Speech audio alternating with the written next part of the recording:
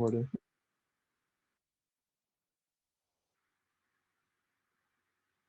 All right. All right, I can pray us in. That sounds good. Dear Lord, I just thank you for allowing us to have this night, just to dive into your word, just to learn more about you. It's just a blessing beyond all measure that we actually have the freedom and chance to do this. So I pray that it's your word, not ours, that envelop our hearts, that we can just understand more about what Paul is trying to tell the Corinthians, just to understand the history back then, just to understand what they went through and how to apply to our lives. So thank you for everything you've done and all you're going to allow for this study. In Jesus' heavenly name, amen. Amen. All right, so we'll do it kind of like what we've been doing. Just read it verse by verse. Do you want me to read like verses 1 through, let me see how far is good. I can read 1 through 12, and then we'll go verse by verse. Does that sound good? Yeah, let's do it. Yeah. All right. Am I not free? Am I not an apostle? Have I not seen Jesus our Lord? Are you not the result of my work in the Lord? Even though I may not be an apostle to others, surely I am to you. For you are the seal of my apostleship in the Lord. This is my defense to those who sit in judgment on me. Don't we have the right to food and drink? Don't we have the right to take a believing wife along with us, as do the other apostles and the Lord's brothers in Cephas? Or is it only I and Barnabas who lack the right to not work for a living? Who serves as a soldier at his own expense? Who plants a vineyard and does not eat its grapes? Who tends a flock and does not drink the milk? Do I say this merely on human authority? Doesn't the law say the same thing? For it is written in the law of Moses, do not muzzle an ox while it is treading out the grain. Is it about oxen that God is concerned? Surely he says this for us, doesn't he? Yes, this was written for us because whoever plows and threshes should be able to do so in the hope of sharing in the harvest. If we have sown spiritual seed among you, is it too much if we reap a material harvest from you? If others have this right of support from you, shouldn't we have it all the more? But we did not use this right. On the contrary, we put it up with anything rather than hinder the gospel of Christ.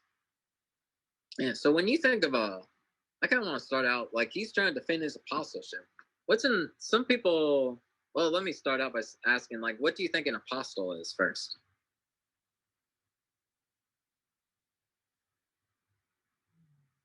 I would say somebody that's appointed to spread the gospel or to carry the words of Christ. Yeah, it's a good one. Anyone else? I've also heard like the apostle, like anyone can be, there's a difference between a disciple and apostle. Some people will say like apostles are only like the original 12 or the 13 disciples of Jesus. Some people say apostles are anyone who's like seen God, like seen the face of Jesus or seen like the essence of God. So a lot of people will argue over that.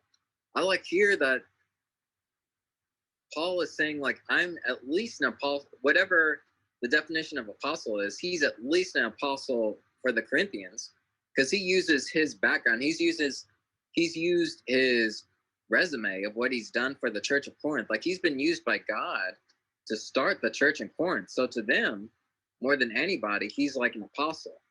So he's like laying down the foundation of his credentials to say, like, he has every right to be. He has every right to like be on a higher standard than anybody else. Because through here, it looks like somebody's like accusing him of asking for material things or using his authority. Like I like that because that's so easy to do nowadays. And I'm going to get to this later. I don't want to jump ahead too much, but it sounds like someone in the Corinthians in Corinth is trying to accuse him of using his power or using his position to take advantage of him. And like he might not even be using that. He's saying like other people, other apostles have also done the same, but they're only pinpointing Paul. Like how often does that happen with Christians? Like people will try to find anything and all reasons to like bring somebody down. Like maybe just because they don't like them, or maybe they're envious or jealous of the power they hold. And like Paul definitely has like a higher status than most people in the church. So I bet someone's trying to tear him down. So I just like here that he's laying down a defense. Like Paul's just really good at laying down defenses because he's like a lawyer at heart. He's just that logical. So I like how he first uses material or worldly examples. Like he uses example as a soldier who's fighting for their own expense, or like a person who's planting a vineyard. Like wouldn't they enjoy the grapes of their labors?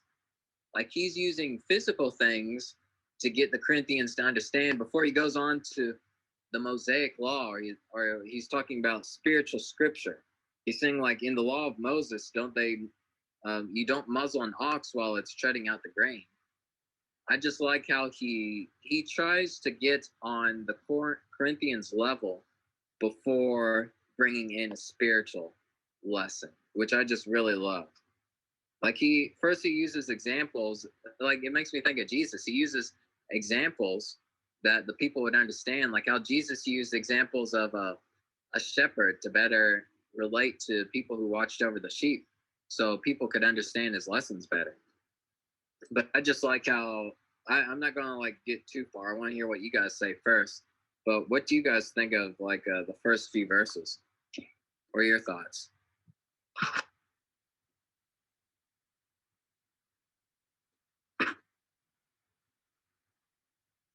My thoughts are all jumbled up. Christian, did you have anything? I was waiting to see if you were gonna say anything. Nah. Yeah, like I really like how he's making the point, like if you have all these things where if you're putting in the work, how you also have the right to what comes of it. And yeah, like what you were saying is they're like in this, it's weird because on TikTok, like I spend a lot of time on Christian TikTok, and sometimes there are these arguments that people have about Paul not being a true apostle. And it's like, seeing this is, he, even back then, he had to defend his apostleship. And like, I feel like if some of the people actually spent the time to read, they would see that, he was obviously sent by God, or sent by Jesus. And I looked up the definition of apostle, and it says, it says one who is sent out. So by what happened with him on the road to Damascus, he was obviously sent by Jesus, because even when Jesus is talking to Ananias, I think it is, and he's like, he's chosen Paul to be his instrument to spread the word to the Gentiles, to the kings, and to all the people. It's like he has the credentials to say that he is an apostle. He has the rights to what comes with being an apostle. Yeah, I like that. Yeah, because there's always some argument, and I mean they're all valid arguments too, because it's kind of up in the air. But I do like that you looked up the definition of apostle, and I like how Paul kind of points out, like, even if he doesn't fit the definition of apostle, like he's laying out his credentials to show, at least to the church of Corinth, since I laid down its foundation through God, like I am your apostle at least. I was sent. I like you actually found the definition of when he's sent out. Like he's actually sent out for the Corinthians. Yeah, I was gonna say, man, it's just so crazy the stupid stuff that we argue about as believers. Yeah. You know what I'm saying? Like, the more we in the book of Corinthians, the more dumb it is to me. Just like, we're gonna waste time arguing about who's an apostle and who's not. And like, it's not even just like an argument. It's like a fist fight, like yelling, screaming match of believers. And water baptism, infant baptism, like it's just stupid stuff. And this is another point. And like, I say all that to say this, like Proverbs 12:10 is a scripture. I think this is a scripture verse I want to use, but it's another one like this that's even more powerful. It says, a righteous man regards the life of his animal, but the tender mercies of the wicked are only cruelty. and so like with that verse, like it's saying basically, and there's another verse, it reiterates it, but basically we know how in the Bible, that's in just right here in 1 Corinthians 9 verse 9, it said like, do not muzzle an ox while it's treading out the grain. Like, this is so powerful because Paul's not talking about animals here.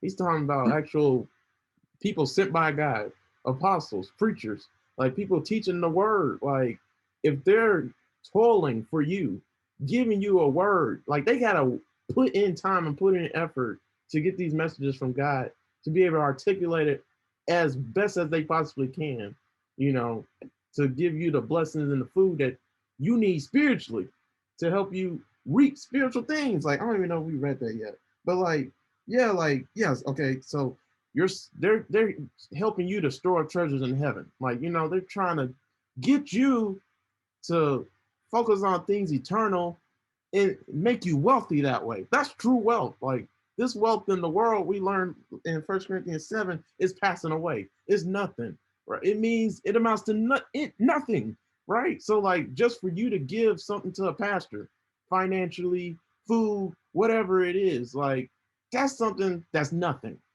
It's temporary. That's something that should be simple, right? It should be, you wouldn't do that to an animal. Like, how cruel. And God, that's so powerful because, like, if you, an ox is already treading the grain and causing it, like, basically they hit it repeatedly, walk on it repeatedly to like get it to be small pieces or whatever, and they're walking in a circle. So like, if they get tired or get hungry, they're looking at it the whole time, and they can eat it if they want to for strength. That's why you eat food, right? Like, for strength, for your well-being, for you need it, right? So if you have to do that with that, why would you muzzle them and prevent them from eating? That is so cruel. So why would you do that for a pastor? Like, I get that all the time on my social media pages. Like, people just be like, it's that one guy I always tell y'all about, the atheist one that always comments on all my posts. But he always comes at me like, you're a pastor getting paid, you have a church in your congregation. And if he only would have known, like, I don't have a congregation, I don't get paid. But like, and then that's what I'm trying to say. Like, people in today's time period, they're so cruel. They think that a pastor shouldn't get paid at all.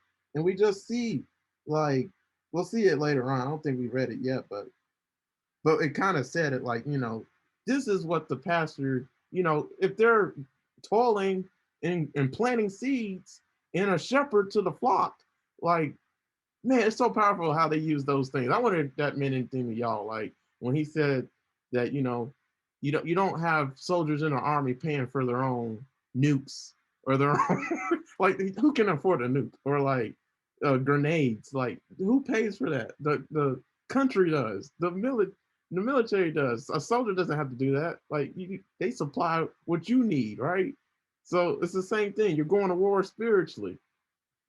Obviously, you know, the church should help you out with that, right? Like, the same thing for the farmer, like, you know, like, but like, and then the shepherd, right? So like, this is so powerful because those are all things that God used in the Bible when it comes to, you know, spiritual warfare, army, you know, the farmer, you know, you're plowing in the field, the harvest is plentiful, but the workers are few, like, right? So we're workers in the harvest.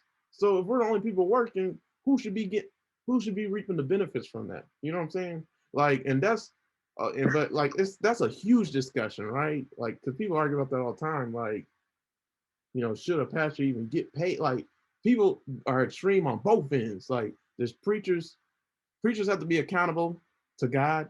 That's why it says in James 3, like, their punishment is way stricter, because like, it's between them and God, like, really how much they're getting paid. You know what I mean? Like, and they have to hold themselves accountable, like Paul did, in saying, man, if I'm making too much, it's a hindrance to the gospel, right? And then, like, that's one end of the spectrum, like preachers getting paid too much. The other end is like preachers getting paid not enough, or people saying like preachers shouldn't get paid at all.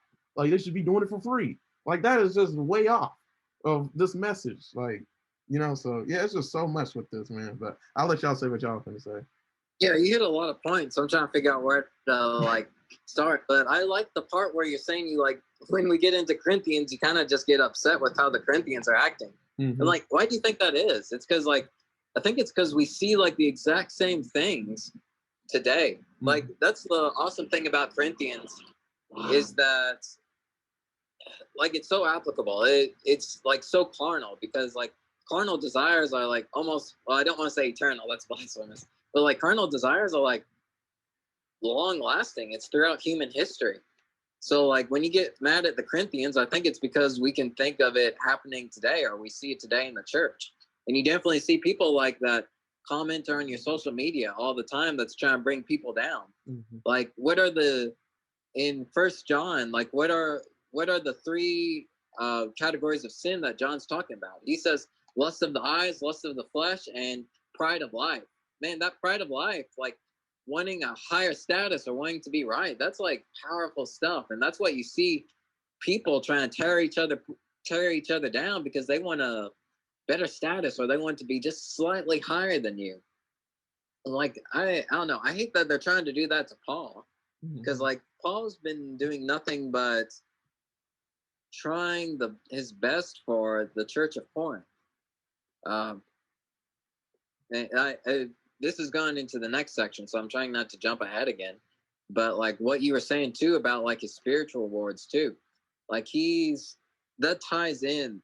That's just the awesome part about Corinthians, is that each chapter builds up on each other. We've already talked about like what happens when you build your foundation on stuff that will burn or stuff that's flammable. Mm-hmm.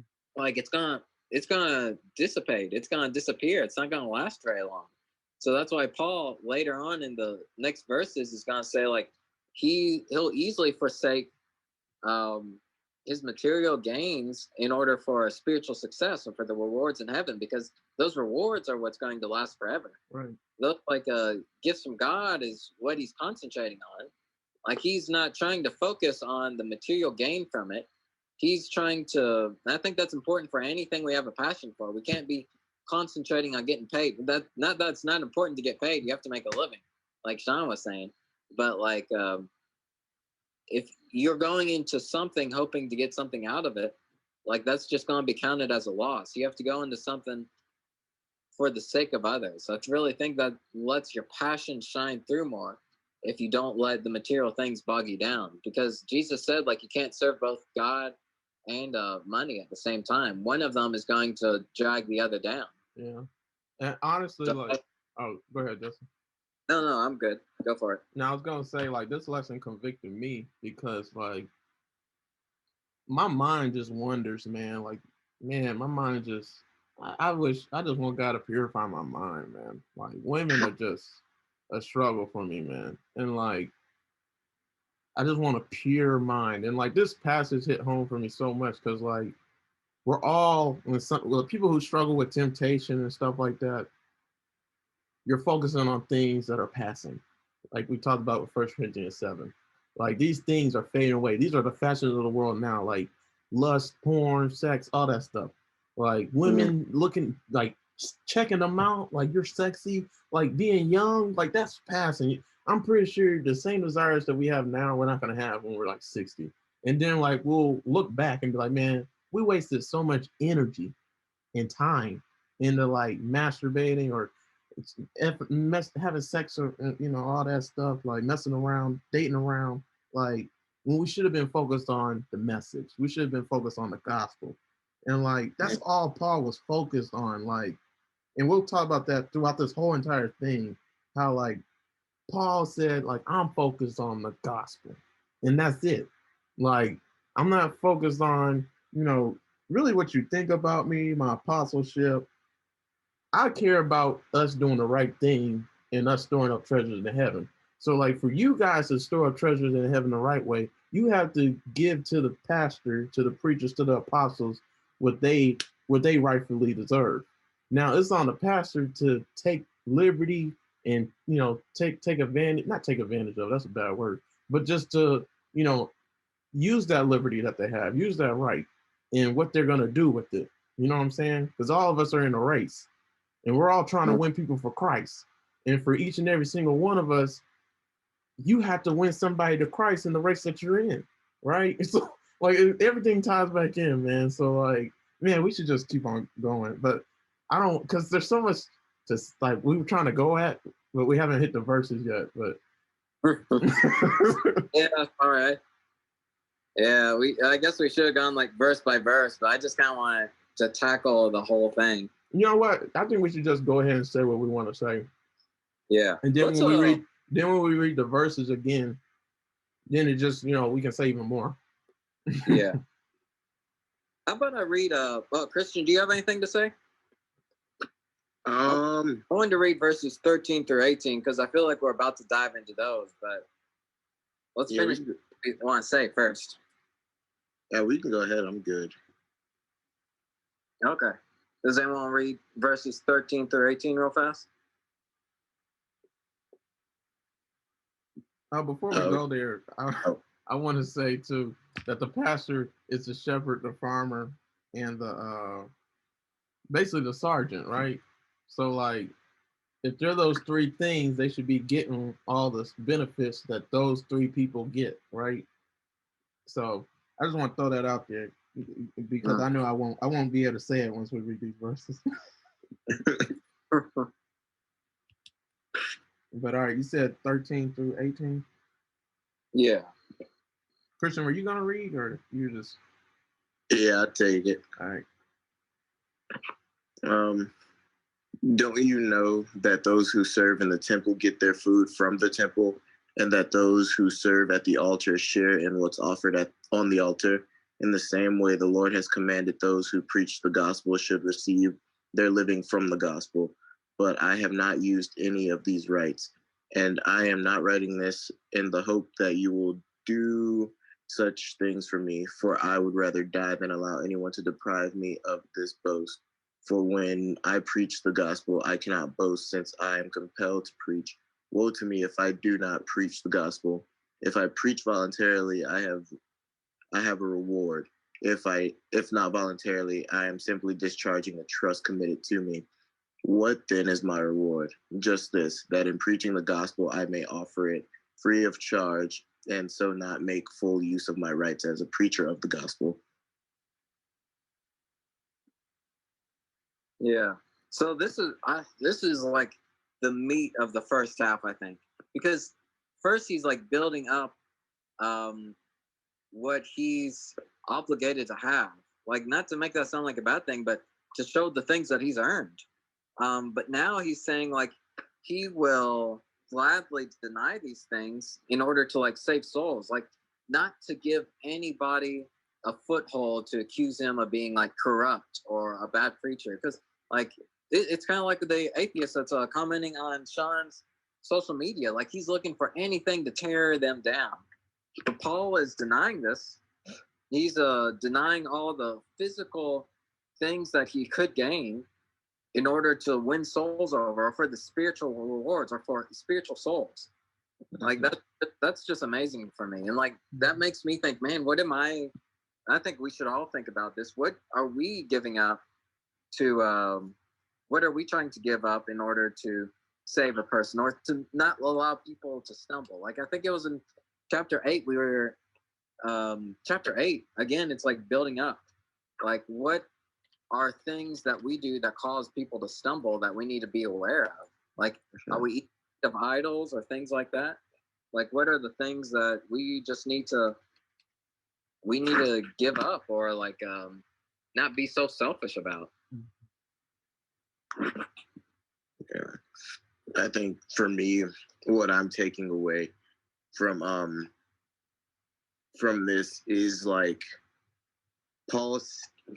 pretty much like where Paul is saying, I have rights to, get paid if I'm preaching or what have you, but I'm choosing not to, because then no one can say he's doing this for the gain of getting reward. Instead, he's like, that's the opposite of the reason I'm doing this. I'm doing this, and no one can say that I'm doing this for reward, because at the end of the day, I'm not using the rewards given to me. I'm doing this so I can gain an eternal reward. Like, he's making it known that it's not for him. It's pretty much for the people that he's preaching to. But even though he deserves reward, he's choosing to relinquish that reward so that he can have a pure say in the gospel. Because you know how people are like, people when you pay for something that they're doing, they're like, oh yeah, I made that person. No one can say that because he's not taking any reward from it. And two, no one can say that he is altering the gospel to maintain a certain lifestyle. Yeah, I like that because that goes back to like a verse in Titus where it's talking about like the gift of salvation or grace is like given freely, so no man can boast. Like Paul is saying, yeah, Paul is like giving away that right to boast so that God can get that glory. I like that. Right. And like, there's so much to say with this, man. But like, before I forget anything, Paul could boast about not receiving anything, not receiving any type of compensation from the Corinthians. Uh, I forgot what I was going to say. Oh well, the Corinthians, like they want to find something to attack. Like that's what all of us are saying. So like everybody, like no matter what you do, everybody's gonna have an opinion, and everybody wants to find something to attack. So if you aren't like a lot of times when people attack me on social media, like they don't know what to attack. Like they be saying stuff off wall, like you and your church are a cult. I don't have a church.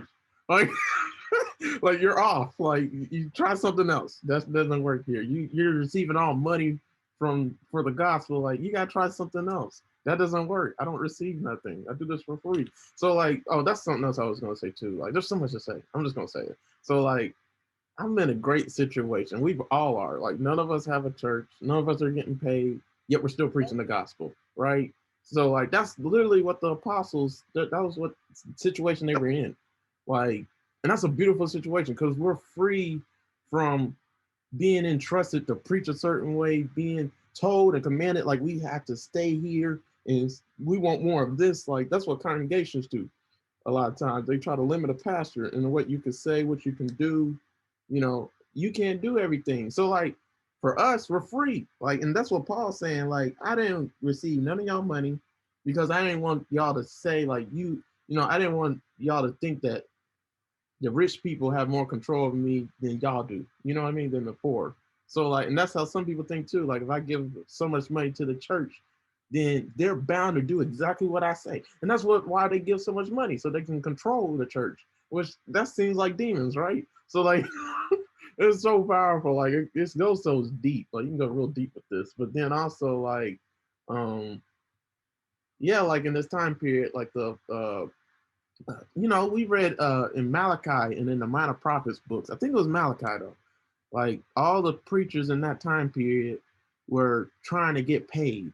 Like so they were only preaching and saying what people wanted to hear so they can get more money. And that sounds like so many preachers in today's time period. Like they only say the good news, only give the good messages that are motivating, like motivational speakers, like so they can get more money. They will never preach like the gospel. Like how many churches actually preach the gospel? What is the gospel? Like and focus on that. Stay there. Like and then talk about sin. Talk about how do you overcome the temptations and stuff. Because this is what Paul's talking about. Like I preach the gospel. Like this is my reward. Like to win souls. Like it's all about winning souls. That's the key. Like it's not about making people feel good and make you get what I'm trying to say, guys. So like, and then also in this time period too, the Corinthian church looked down at people who worked. They looked down at people who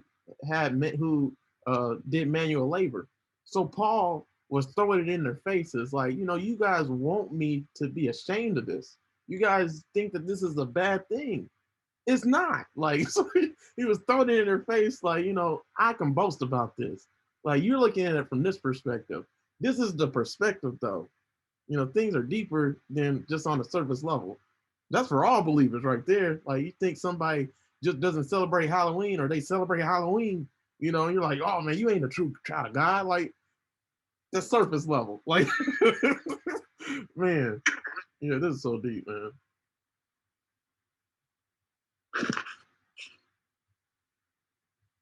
Anybody else got something else they want to say? I got a lot more though. Yeah, I got some stuff for the next verses I need to hold back on. Okay. I think. Yeah. Yeah, it's crazy. I like what you said earlier. Go ahead, Dustin. I'm sorry. Yeah, just to touch a little bit about what's going on, but you just see like Paul's putting the gospel and the souls first and foremost. Like I said it before, I just like how he starts with material things, like something the church can understand because they're still very carnal. And then he moves into like very spiritual things. Like he's showing how much he cares about the gospel. Like, woe to me if I do not preach the gospel. Like, that's powerful stuff. Like, he would let me see. Like, I like the verse where he says I'm writing this in the hope that you will do such things for me, or I'm not writing this in the hope that you will do such things for me, for I would rather die than allow anyone to deprive me of this boast. Like, I feel like that just gives power to his testimony. Like, he realizes how powerful words or a testimony or a devotion or a story are, because that's what connects with people the most. Like, that's why Jesus used stories all the time, is because like that's what connected to people. So I don't know, I just really like that part. It just sounds so it sounds extreme, like I'd rather die, but it fits so well. Yeah, one of the things I was going to say too, man, like Paul practices what he preaches. Like that is so powerful for Christians. You want to reach, like somebody when in Jeremiah's Bible study, like they asked a question. They said, how do you win souls? That is a deep question. And you only know to win souls if you won souls. Like it's not something you can, it's not, people think that there's only one method to do it. Like when Jehovah's Witnesses come over to your house, they have a method. You know, they have a certain scheme that they think is going to work every time. And if you use your common sense that God's giving you, which is a gift from God, right? It comes from the Holy Spirit. Like, so if you use your common sense, you would know you can't go to a black school and talk to a black middle school, the same way you would in high school, definitely in high school, the same way you would a white high school. Like, it just doesn't work that way. Because I'm telling you now, they will fry the mess out of you. You go to a black school and you think you can talk the same way you would at a white school, you know, a white high school. I'm not saying that all of them are different, but they are. So like, so yeah, and that's the same way for believers. Like we can't approach Jews like Gentiles. We can't approach unbelievers like believers. Like everything's different. And that talks about, you know, that's coming down. But like Paul practices what he preaches in the sense that last week we learned that he was saying like, you know, don't abuse your right to eat in the idol's temple, right? He was telling other believers who were cool with doing that, you know, you don't need to throw that in other believers' faces. Like you need to treat them with love, right? And and so in this chapter, Paul's saying, I done the same thing, and this is how I did it. And that is so powerful, man, because like you can do a lot of things. Well, here goes one of the points I had. One of the points I had was I can do a lot of things I don't do, right? I can do a lot of things I don't do. That is so powerful, man. And so as believers, man, we just gotta be careful what we exercise. Like you can do anything. I can have my shirt off. I can't have my shirt off everywhere, right? and like there's so many examples. Like I can preach the gospel. That's debatable, like, but there's just a time and a place to preach the gospel. You know what I'm saying? You can't just preach the gospel everywhere you go 24/7. That's all you do. To your coworker, to even your manager, to your boss. Like, slow your roll. Like, there's a time and a place. Like, here goes another quote I had. The law that governs you is the law of love. Like, we should all be doing things out of love. Like, love should be our first priority. Love is the main thing. It's the most important thing. We'll learn that with 1 Corinthians 13. Like, Paul, man, if anybody was governed with love, it's Paul. He doesn't even use this liberty that he has, this right to like get money and support from the church. Instead, he tells them like, you need to take care of other, you know, apostles and other preachers who have that liberty. He's like, and then he says like, I have the liberty to get married. I'm not going to take it, but like I have that liberty. Y'all think I don't have it, you know? And so people try to control you and tell you what liberties you have and stuff like that. But yeah, man, this goes so deep, man. But like another point I had was, you know, we may never be faced with the same decision Paul was faced with, you know, to accept or deny support from the gospel. But here goes a critical question for all of us. You know, what rights are you willing to sacrifice for the cause of Jesus? Because you want to reach people for Christ, you got to sacrifice sometimes. You're going to make some sacrifices. There's going to be times where you don't want to say, when you want to say something, but you can't. You know, you want to spout out your knowledge, like we talked about last week. Like you may know all knowledge puffeth up, but love edifies. You know, so what are you going to say, Justin? Oh no, you're good. Yeah, sorry, I didn't mean to interrupt. No, you're good. But kind of lost my train of thought. But yeah, I agree. Like, cause I heard from somebody that put it really well. Like, our time is not our own. Like, we don't know when we're born. We don't know when we're die. Like, that time's given for God, so we need to treat it as God's time as well. Like, we need to be showing that love or showing that gospel wherever we go. Mm-hmm. But yeah, and I like how you tied in some of Paul's earlier verses as well. Like, sometimes you have to give up that right, because that's what he does in the next verses, is he's given up his rights that he's already laid out in order to, like, again, save souls, or like put the spiritual stuff above everything else. Mm-hmm. Like, it's humbling. Like, that's another, we were talking about how knowledge can puff up and love like edifies, but that's what Paul is exemplifying through his ministry as well. It's not just words. Like, he's actually physically sacrificing stuff in order to not give anyone a foothold to tear down his ministry. Like, his ministry, his story, his testimony are like the most important things, because what do? They save souls. So he uses the phrase, he becomes a slave to God. Like, not because God is enslaving him, but he's using his right. Like, that's more powerful. There's a big difference between like God making you do all these things and you choosing to do these things, because one's a lot more powerful than the other. Right. And that's crazy that you said that, because like that goes so deep, man. Because like that's true love. Like, if you're not obligated to do something, but you do it anyways, that's true love right there. So as believers, we should be doing things out of love. Love speaks volumes. Love speaks it speaks in every language. Love ain't limited. It's hard to misinterpret love. You know what I'm saying? But like, when you're obligated and you feel like you have to do it, that's probably when you shouldn't do it. You know, like, because then the message is hindered, and that's all that matters. The gospel message, will it be hindered? You know, and so that's how we have to operate. So like, and it's powerful that Paul says, "Woe is me if I don't preach the gospel." Like, whoa, man. I will say real fast, sometimes it's not a bad thing to feel obligated. Sometimes you just feel the love of God, right? Where you feel like that's what I can give. That's what I can give up. That's what I can do for God. And that's an obligation too. And that's not a bad thing. You just feel compelled to do it. Right. Sorry, go on, Duff. Oh no, you're good. Yeah, but I forgot what I was gonna say. But I'll just talk about what was me, man. Like, that was powerful, because man, Paul, you know, he's called by Jesus to preach the gospel, right? Like, we talked earlier, Justin, you asked, you know, what are the credentials basically to be an apostle? Like, you know, from the Bible standpoint, from what we learned, you had to have seen Jesus and been around Jesus.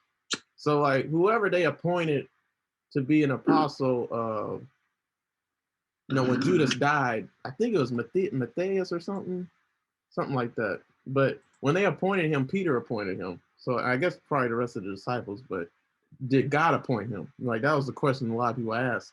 And then like with Paul, you know, Jesus saw him on the Damascus Road and met him there, right? So like, it's a totally different. Who called Paul? God did. Like, you know what I'm saying? Like, as an apostle, right? So like, who's the 12th apostle? Like, are there more apostles other than the 12? Like, you know, so yeah, man, like, I feel like some stuff you just not, we can debate about it all we want. When we get to heaven, we'll figure it out, right? But like, yeah, man, like, for Paul, man, woe is me if I don't preach the gospel, man. Like, he felt compelled to do it. He felt like he was called to do it.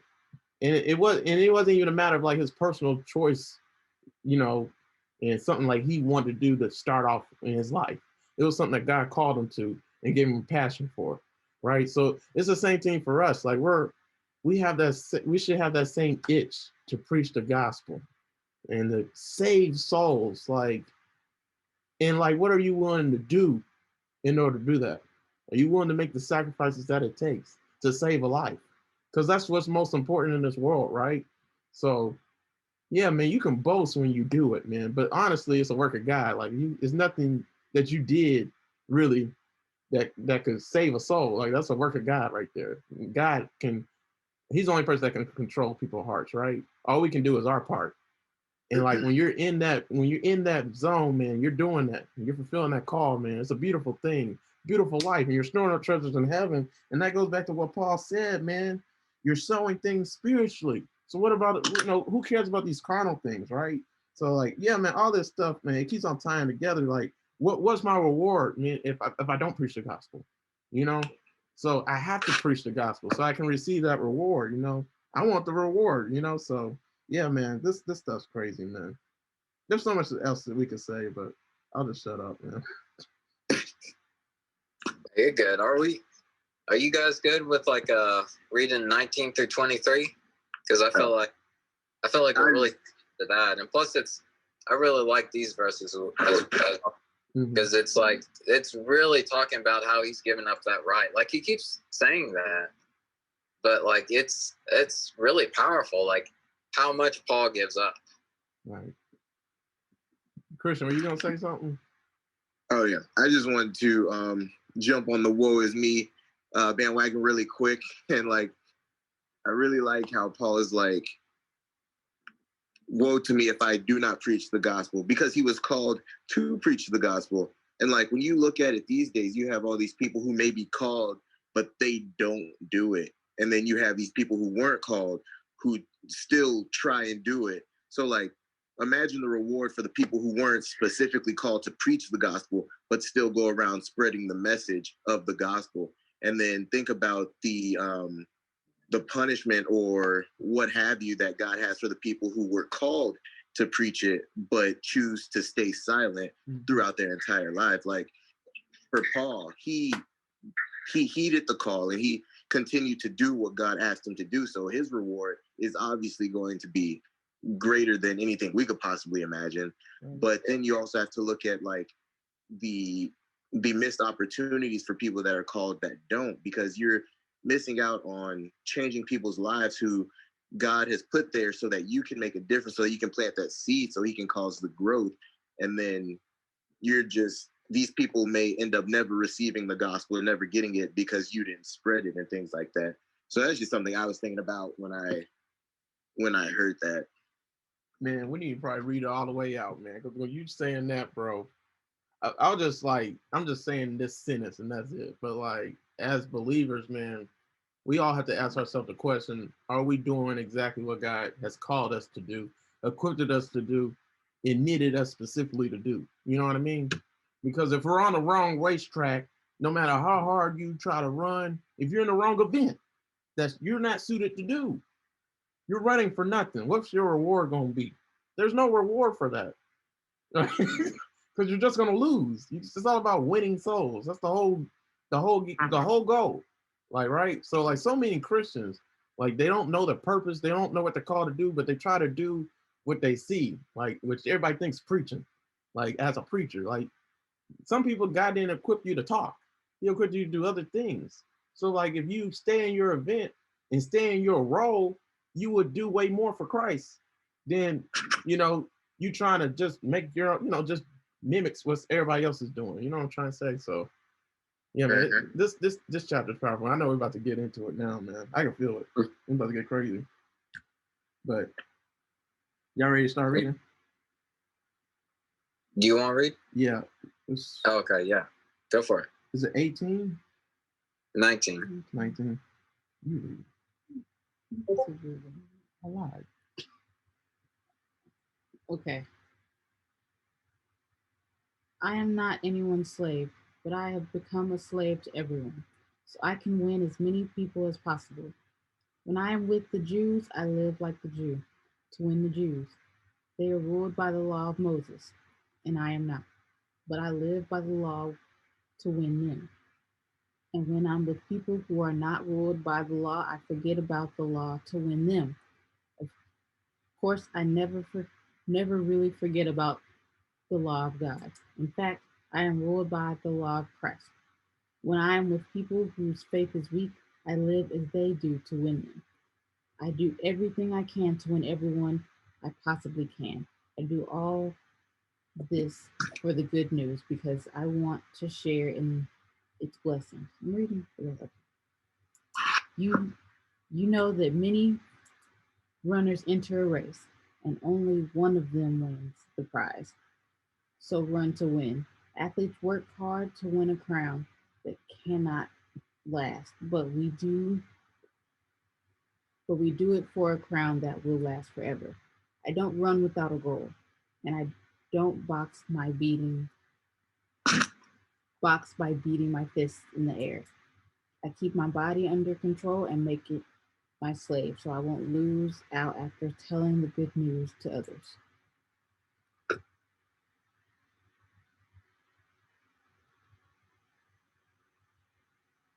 I really like those last couple of verses. Yeah.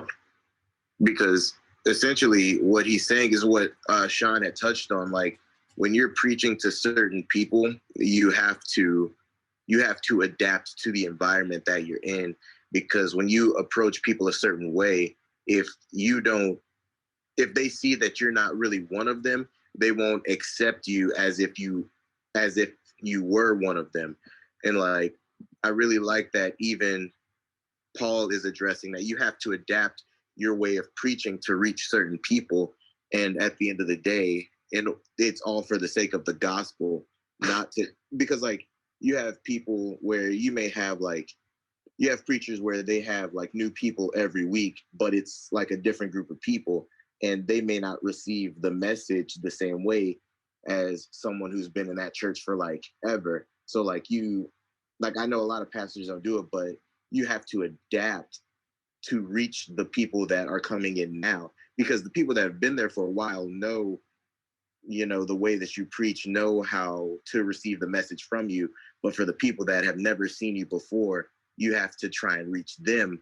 And then when they become seasoned members or what have you, they know what you're trying to say to them. I like that. I like how you put that, because you definitely have to meet someone where they're at. Like, God doesn't wait for us to be perfect before he gives us the gospel. He meets us wherever we are in life. Mm-hmm. So I like it that sometimes you have to give spiritual meat to people, but sometimes you have to give like spiritual milk for the people who need a little bit more discipleship. I feel like the part also goes really into like, sometimes we have to sacrifice our own prejudices or sacrifice how we like to do things, because that's such an easy thing to do, is like just to fall into a right of, well, that's just how it's been, or that's how we do things. But no, that's not how you save souls. You have to meet them where they're at. So I really like how you explain that, Christian. Yeah, I'm not gonna look at my notes, but man, as believers, man, we can get all high and mighty and prideful and just think that we're better than everybody else, and our methods and our way of living is just so much superior, and everybody else is the idiot and a false prophet and a true child of God. Like, it goes deep. So like, what we're saying, everybody's saying it and feeling it, like with this passage, bro. Like, if you want to win people for Christ, it's not about you. It's not about what you want to talk about. It's not about, how you think other people should be. And like y'all are saying, you gotta meet people where they are. So like, you want to win people for Christ, man, you're going to have to humble yourself. You're going to deny yourself. That is so powerful. All the Bible's signing it together right now. Like, you gotta forsake your wants and your needs and meet people where they are, like y'all are saying. But then also it's like, because as believers, we want to talk about not even as believers, just as human beings, we want to talk about what we want to talk about. We want to talk about what we enjoy and everything like that. But not everybody enjoys what you enjoy. Not everybody cares for what you enjoy and stuff like that. You know what I'm saying? Not everybody wants to talk about you. And that's so powerful. Everybody wants to talk about themselves, right? So when you're trying to win people for Christ, what should you be doing? Talking about yourself, boasting about yourself. Like, and that's what people do. I do this, I do that. Like, nobody cares. Like, man, it's so powerful, man. Like, and y'all know I ran track, man. I got so much to say with this part, but I'm gonna wait. I'm gonna wait, man. Yeah, that's cool that this actually like connects with something you did. Mm-hmm. Like, because it's a race. Mm-hmm. Like, I just like how, oh gosh, I just did a study on discipline as well. Like, a lot of times we question, like, man, why is God punishing me for this? Or like, why is God doing this to me? But like, there's a difference between like divine punishment and discipline. Like sometimes, I don't want to say like bad things because it depends on the viewpoint, but sometimes bad things really do happen to you because you have to toughen up. Sometimes you have to get that endurance so you can endure the race. Sometimes you get knocked around a little bit so you can be a better boxer. But sometimes like God uses those opportunities so we can become stronger and just have that discipline to reach out to other people. Something Christian has said as well is like, people won't accept you if you're not like really, if you're like not on their level or not like in their group. And that's why you have to become all things to all people. But at the same time, I think we go through those tough times because that allows us to connect through other people as well. Like if someone's mom passed away, you're not gonna be there. It's all right. Like that person's not gonna appreciate that as much if you haven't lost anything. But if you've been through that, if you know what it's like to have lost a parent or a family member, like you can connect to them better. You share in that pain. Like that builds character, but that also like allows you to group together.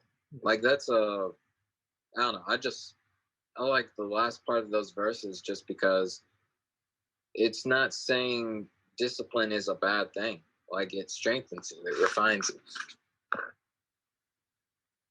Yeah, and so like what I was thinking about is how when you have all these people where instead of showing love to certain people or what have you, they just, you know, those people that go to pride parades with their picket fences that say you're going to hell, or like people that stand outside of abortion clinics and say, oh, you're a murderer. Like when you are dealing with those people in their life situations, you have to meet them where they are. You have to establish some sort of connection with them before you try to force the gospel on them. Because a lot of times, if you're forcing the gospel on someone, it falls on deaf ears. Like and me and my friends have talked about it, and it's like you have to form a relationship or a connection with these people before you try and do anything with them. Because if you just instantly burst out, they're just going to either respond with anger or they're just going to ignore you completely. And that's what I feel like a lot of churches kind of miss out on, or especially those extremist Christians that do go to those pride parades or stand outside of abortion clinics and things like that. They miss the point of connecting with these people and they just try and force it on them. Yeah, because people, how's that phrase go? People want to know how much you care before they care how much you know. Mm-hmm. Like, I don't think anyone's ever won an argument by saying, oh, you're going to hell. Like, the other person's never going to be like, oh, man, I think you got a point. Like, I think that relationship is really important first, because we can't treat people like projects. We treat people like people. Mm-hmm. Yeah, this is so powerful, man. I love this. I love 1 Corinthians, man. But like, y'all know how when Jesus gonna say to some, depart from me, for I do not know you, right? And then he's gonna say to other people, you know, well done, thou good and faithful servant, right? So that is so powerful, man. Well done, thou good and faithful servant. He didn't say the person that saved a lot of souls. He didn't say the person that did many wonders for Christ. He said good and faithful servant, man. So like, it's about being faithful to wherever God's called you to do, to the message. And like Paul, man, he's faithful to the call, man. He's faithful to where God's placed him. And God told him, preach the gospel, tell the world, you know, save souls to the Gentiles, to the Jews, to everybody. And that's what made Paul different, man. Like Paul could relate to everybody. Like other than Jesus, Paul's the only person in the Bible, from my perspective, from what I read, that can relate to everybody. Because Paul was a Pharisee. You know, he's basically a Pharisee. He was a Sadducee. Like he was innocent. I think he was in the Sanhedrin. He was in the Sanhedrin. So like he was one of the religious people in Judaism. So he knew everything they knew. Only they knew what they knew, because only they could read, right? So like he could relate with them. Then when he got saved, he cared about the Gentiles. Peter and them didn't care for no Gentiles starting off. They only cared for the Jews. They thought the gospel was just for the Jews. Paul was different. That's what he saw Jesus did. Like Jesus cared for everybody.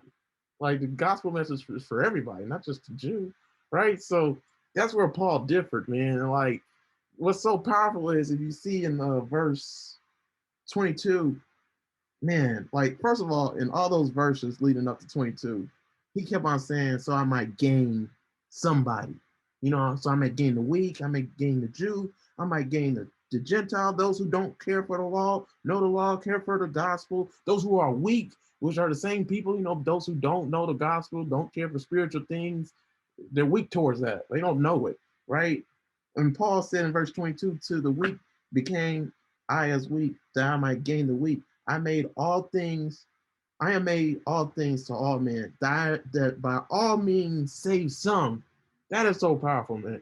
So he didn't say so I can save everybody. You're not gonna save everybody. And so many Christians think, I want to save everybody. Jesus ain't save everybody. God ain't save everybody.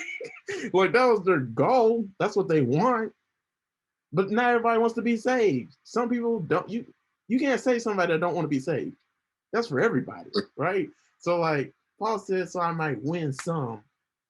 It's about trying to catch those some, you know what I mean? And you're only going to catch them by being faithful to the call, by constantly coming back. You're going to be insulted. You're going to face rejection. All that stuff's going to happen. But you keep on coming back and keep on fighting, man. So like everybody wants the results, saving souls, right? Winning people for Christ. You know, hearing well done, not being a faithful servant. But you gotta put in the work. You gotta toil. You gotta be faithful, even when you don't want to be faithful, right? And Paul even said that too. You know, when I willingly or unwillingly, I'm gonna preach the gospel, right? And then, like, what's powerful is all this is tying in together. Like 1 Corinthians 3, he said, Paul, Apollos water. No, I planted, yeah, and Apollos water, but God gives the increase, right? So, like, you just do your part, right? And that goes back to the race. Like, one thing I learned in track is I was only good at the high jump. I suck at everything else. And I think that's just because I didn't run track since I was 5. Like everybody on my college track team ran track since they were 3, basically. Like they were just knitted and crafted to run.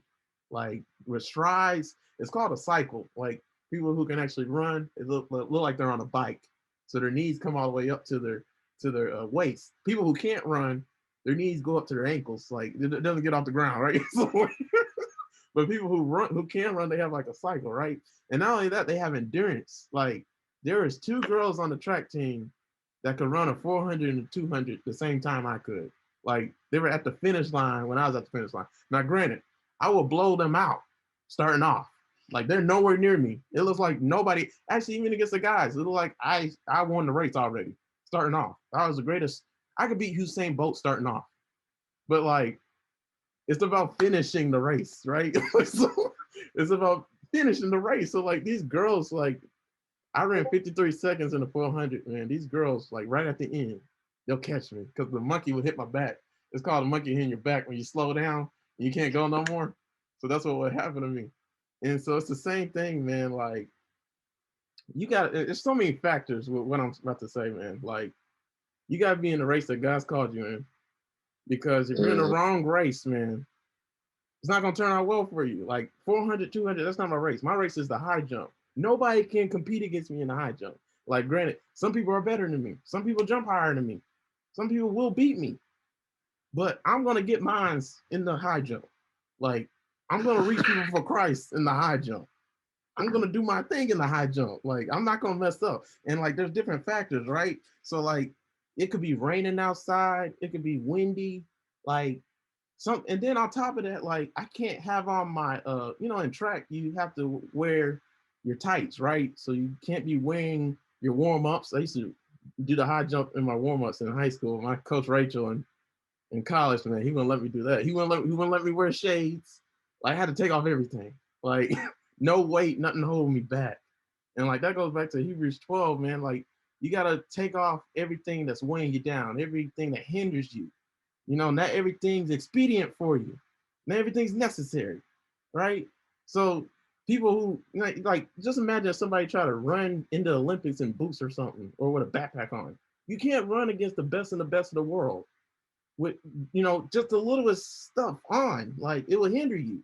Like you want to run at your best pace and give it the best you got. And that's so crazy for us because like we all have temptations, we all have stuff that we struggle with. And like we have to get rid of everything that's hindering us from the message, from doing what God called us to do. And that's so powerful because like it's so many stories in the Bible that relate to it. But for me, like I would love to go back and just I look back in my life sometimes and I think about all the missed opportunities I had with women and stuff like that. So like I be thinking about it. And it's kind of like, you know, Lot's wife looking back at Sodom and Gomorrah. She turned into a pillar of salt, right? So for us, like we're salt and light of the world.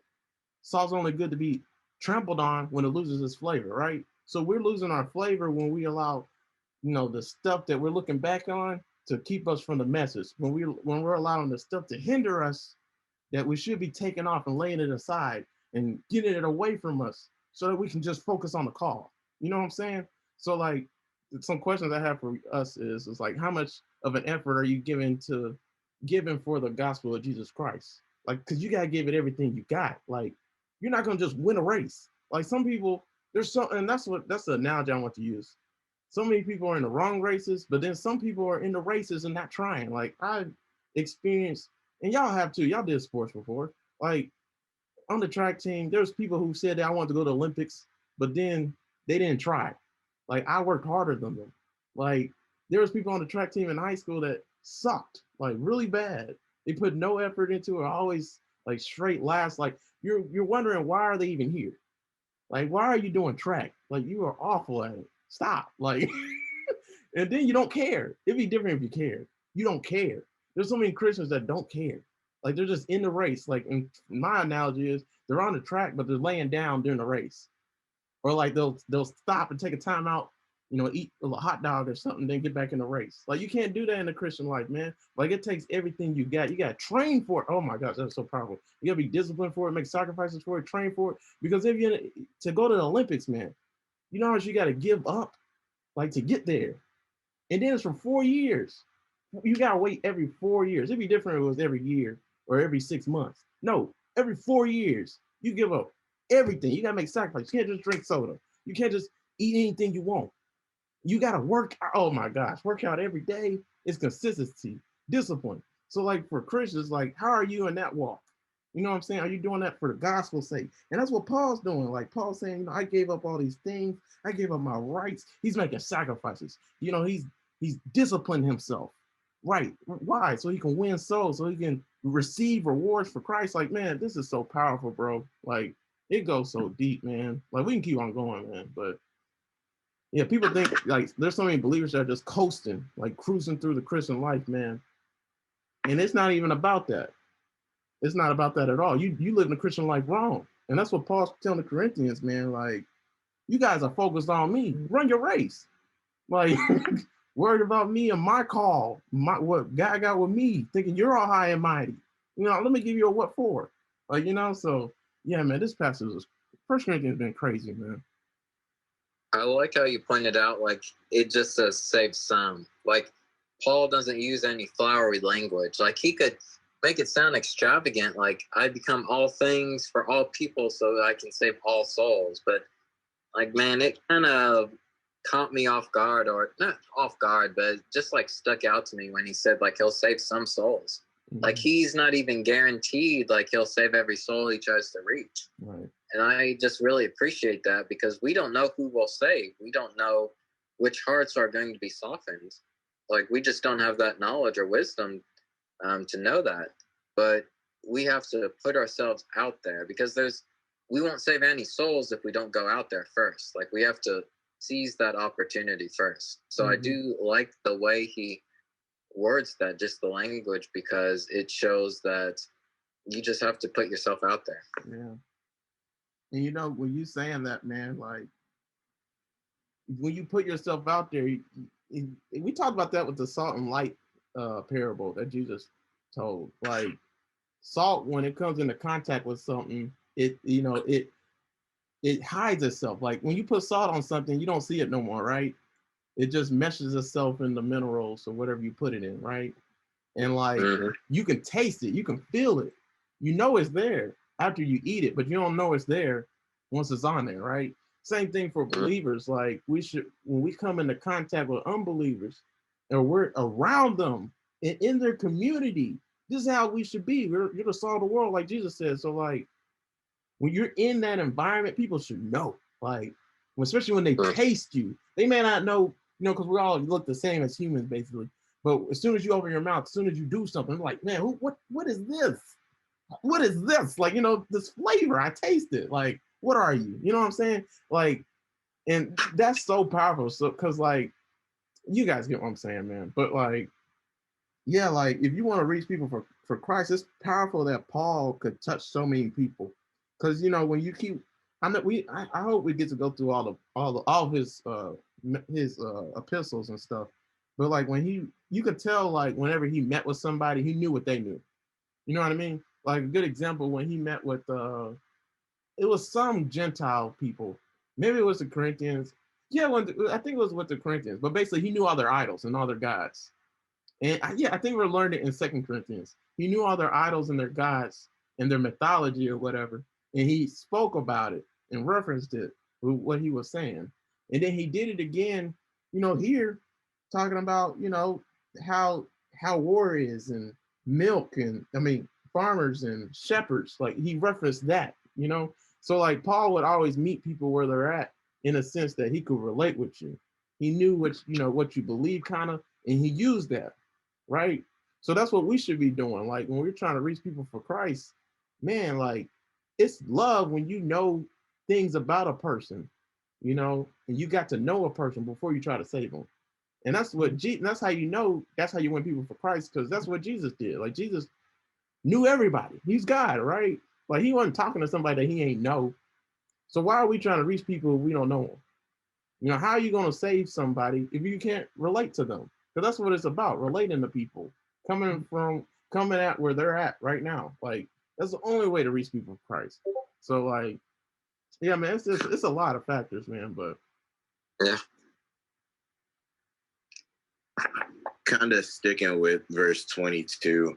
For me, the part that sticks out the most is the part that says, "To the weak I became weak to win the weak."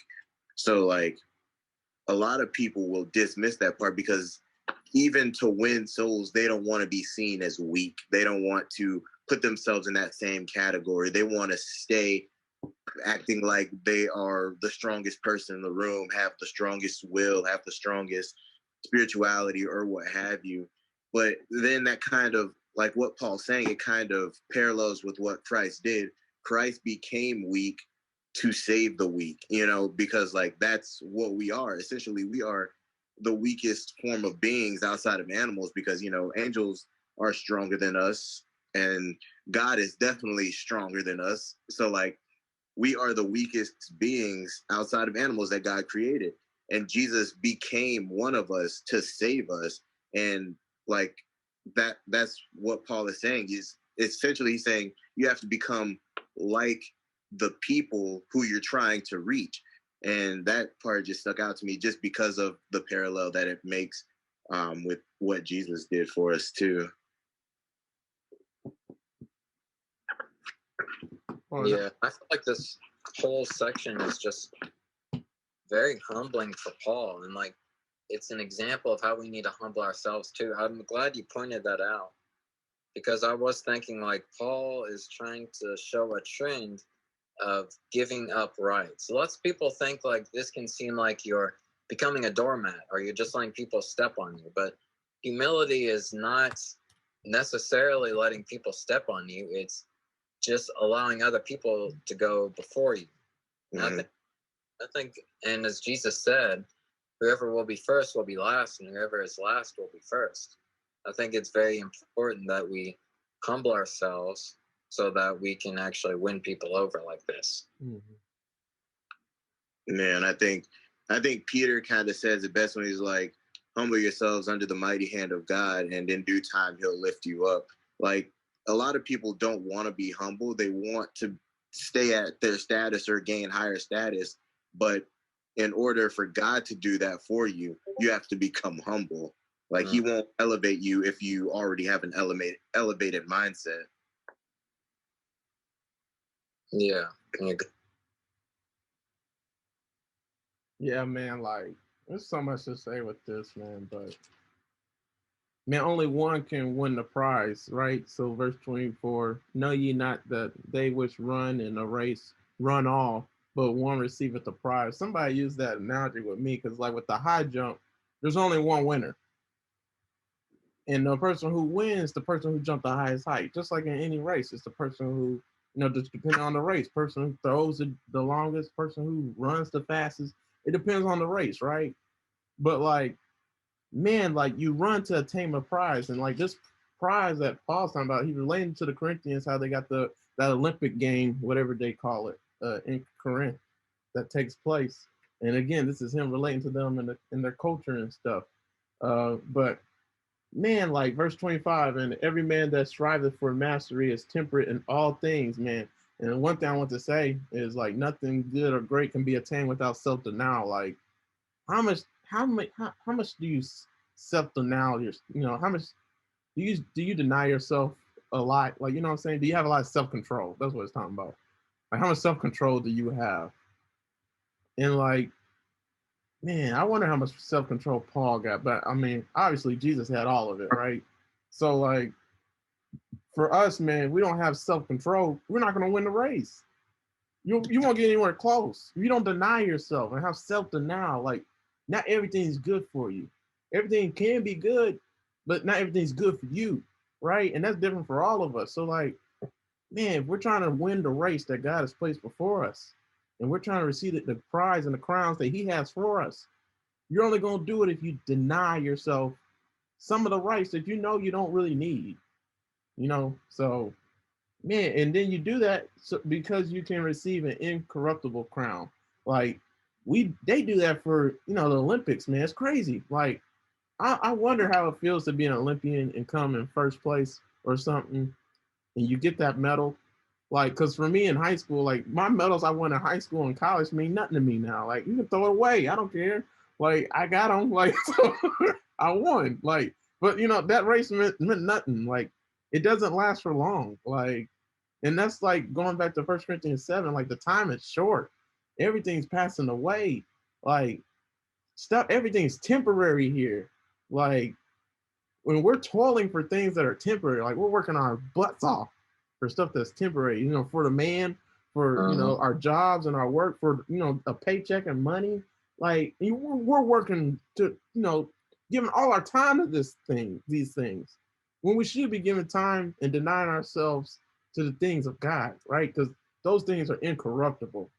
And like the crowns, like I just imagine like being an Olympian. The only good thing about being an Olympian is like your notoriety, like your name will be known probably. But for how long? Because who won the Olympics in 1926? Nobody knows.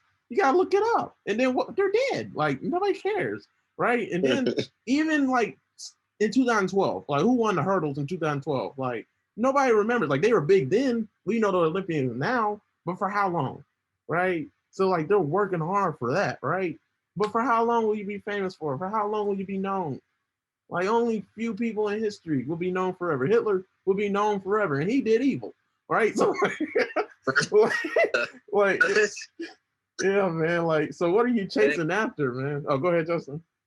No, I was just saying, dang, man, that's a. I wasn't expecting that example, but you're right. Yeah, man. Like, but yeah, man, we're fighting, and Paul even says it. Like, everything comes back in verse 26. I therefore run not as uncertainly, so fight I not as one that beateth the air. So like he knows exactly what he's going after. Do you know exactly what you're going after? Because honestly, if you shoot for the stars, you'll reach it. If you shoot for the sky and the galaxy, you'll reach it, right? So it's all about what you're reaching for. So like Paul knew he wasn't just doing stuff aimlessly, right? And fighting the wind. You can't beat the wind and knock the wind out. Like, and there's only so much you can do when you shadow box, right? Shadow boxing is not a good equivalent of the real fight, right? So you can shadow box all you want with your life, and you thinking that you're the best shadow boxer, and everybody tell you the best shadow boxer, but then once it comes to, you actually having to get in the ring, you get your butt knocked out, then, what was the point, right? So like, yeah, man, like we shouldn't be doing stuff aimlessly. Like, how many people are doing stuff aimlessly? Not knowing what to do, not knowing their purpose. Like, it takes self-denial to know your purpose. It takes some thinking, some fighting, some like it goes deep, man. Like, yeah, man, it's just so much with this passage, man. So much, man. You gotta keep your body under submission. Like, you gotta be in control of your body. Like, how many people have authority over their desires? That is so powerful because, like, in order to win a race, that's what you gotta do. To be the best in the world, you gotta say no to some things. I can only imagine being Kobe, man. Like, Kobe had to forsake some time with his daughters, with his wife, while he was in the NBA. Then temptation comes your way. You're not with your wife. You're not with your kids. You can barely be with them because you're always on the road traveling for games and stuff. The season's half a year, actually the whole year, really. You know what I'm saying? Like, it gets hard, right? It gets hard at the top. It gets lonely. Like, you guys get what I'm saying, man. But yeah, man, if you don't practice discipline during those times and self-denial to attain the prize, to attain the goal, winning souls, all that stuff, right? You're gonna be cast away. You're gonna be disregarded. You're gonna be salt that gets trampled on. You'll have no respect. You won't receive the reward. Like, man, this is so powerful, man. So yeah, and that's powerful. It just shows Paul's love, like, to be great for Christ, to just give him everything he got. And so, like, I wonder, are we doing that? And for me, like, yeah, I gotta practice something now and just bring my body and my desires and all that stuff under submission. Like, they should be answering to me and doing what I say. Your body shouldn't be controlling you. And that goes back to, like, Galatians 5, like, with the flesh and the versus the spirit, man. Like, which one has more power in your life? Which one are you indulging and feeding more, man? So, yeah, man, the Bible just crazy, man. Yeah. Like with verse 27, I think that's really important for us to take into consideration, because Paul's basically saying, I've made sure to make my body a slave, so that after he's preached, he himself doesn't get disqualified for the prize. So essentially, like, after I've done all this, after I've led people to Christ, I have to make sure that I don't stumble to the point where I don't get the prize of eternal life or the eternal crown or what have you. Because, you have a lot of these people who do preach and who do reach a lot of souls and saves a lot of souls. But then at the end of the day, they're not living to the standard in which they are, preaching to these people, and they miss out. And they may very well end up being one of the people that say, Lord, Lord, and he says, depart from me, I never knew you. And that's something that we have to be careful with too, because, like, if we're preaching to these people, we have to make sure, kind of what, to your point, Sean, we have to practice what we're preaching.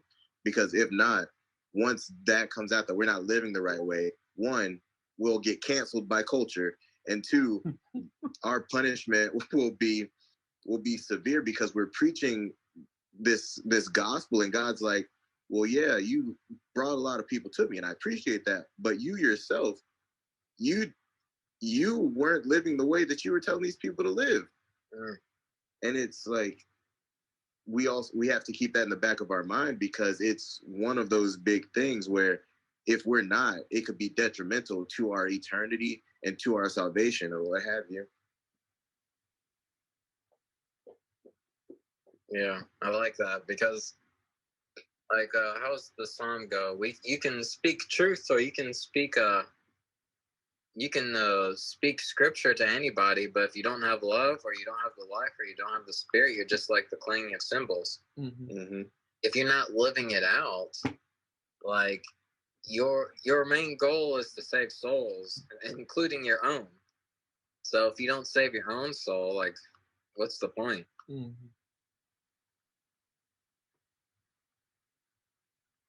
Yeah, I just pray, everybody in this study, man, will never be cast away, man. Oh, man.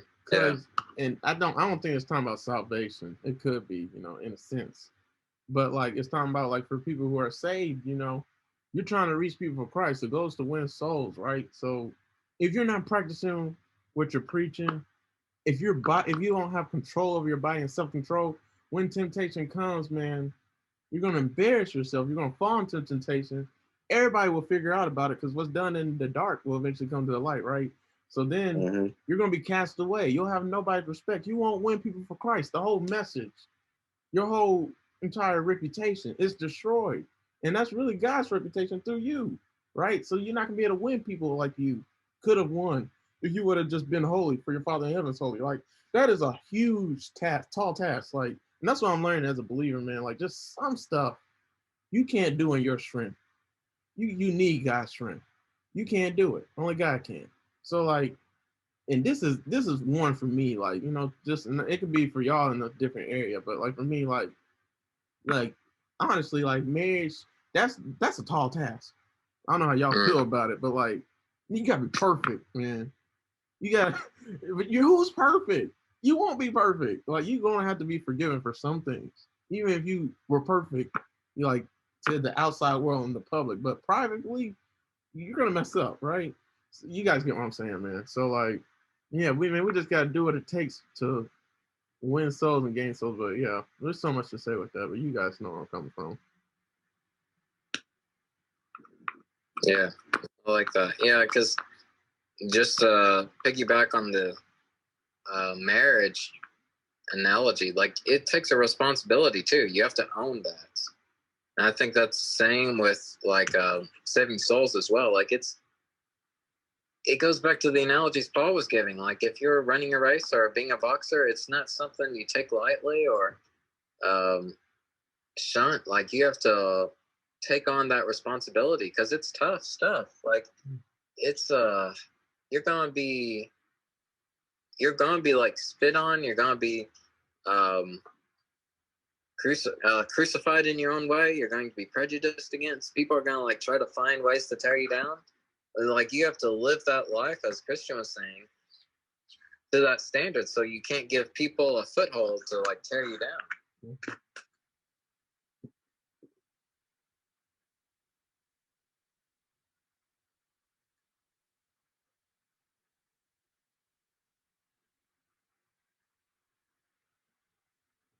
Anyone else have anything for the rest of the verses, or are we winding down a little bit? I think I'm good. Yeah. I think we hit everything we could.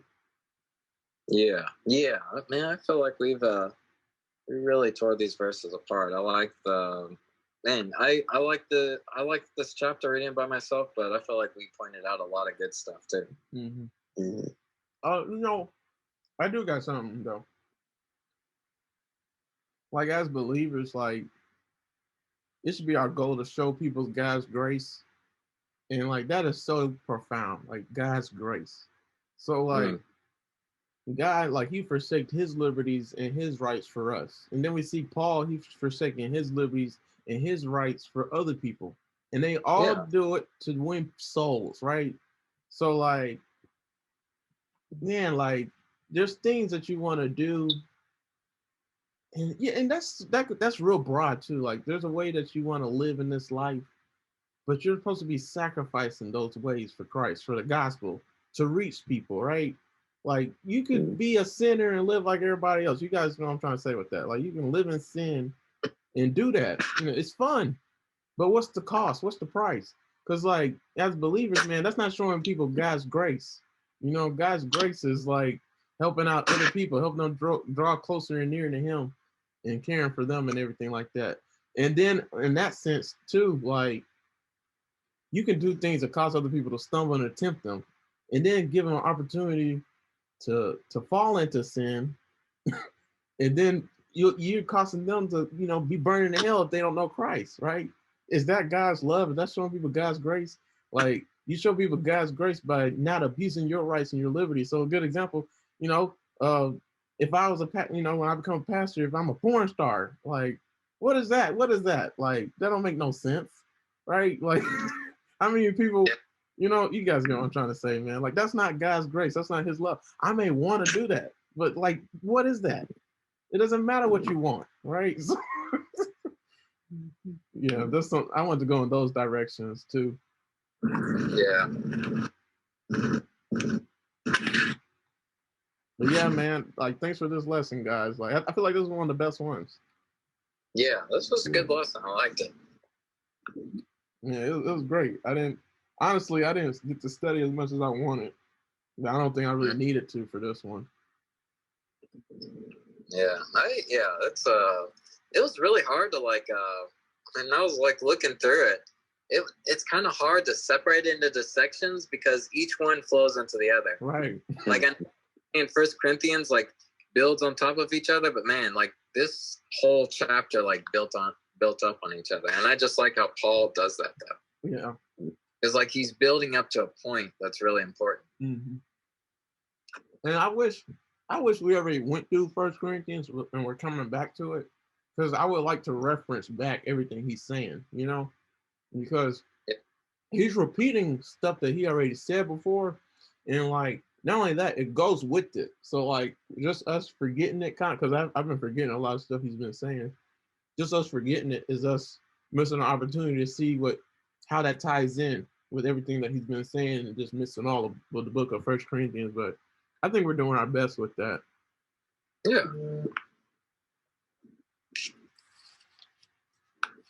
But all right, man, I ain't gonna keep y'all, man. Y'all got any plans tonight? No, not tonight. Not me. Not really. What about you?